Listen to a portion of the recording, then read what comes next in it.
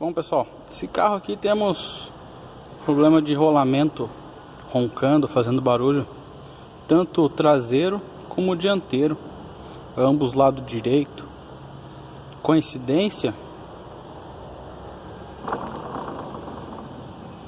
Não, né? A peça aqui tá uma peça relativamente nova, se vê pelo brilho dela aqui ainda, tanto nas roscas. A peça que foi trocado aparentemente recente. Mas por que estragou então? Estragou porque alguém não colocou a tampa aqui, a calotinha, a vedação externa, tá certo? Aqui, esse rolamento, ele tem um retentor na parte interna, parte traseira aqui.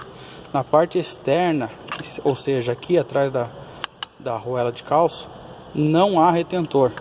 Então, se não colocar a vedação aqui, não colocar a calotinha, ou mesmo se colocar e ela estiver danificada, amassada, vai entrar água, vai entrar areia, vai entrar terra e vai estragar quantos rolamentos forem colocados aqui. Para ver aí claramente a oxidação, a sujeira que entrou. Então por que estragou? Porque alguém mexeu e fez a coisa errada, né?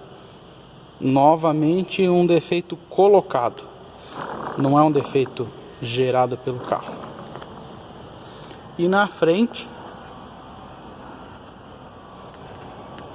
também um cubo aparentemente novo,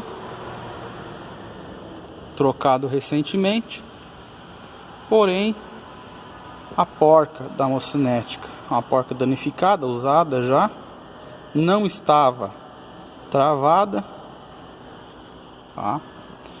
E também ficou solto. Nota-se pelo brilho aqui do encosto da mocinética no rolamento e pelos próprios dentes aqui da mocinética, como eles ficaram batendo, ou seja, a peça estava trabalhando solta. E quando a peça trabalha solta, o rolamento se abre e perde a pré-carga estabelecida que ele precisa para trabalho, indo assim a danificar o rolamento. O rolamento trabalhando solto. Aqui também se nota a parte que o rolamento ficou solto. E no próprio rolamento a mesma coisa. Defeito na peça? Defeito do carro? Não. Mais uma vez, defeito colocado por alguém que mexeu, não deu o aperto correto, não travou a porca corretamente e principalmente não substituiu a porca. Essa porca é de uso único. Toda vez que for removida, tem que ser colocada uma porca nova. Tá? Então são dois defeitos colocados no mesmo veículo.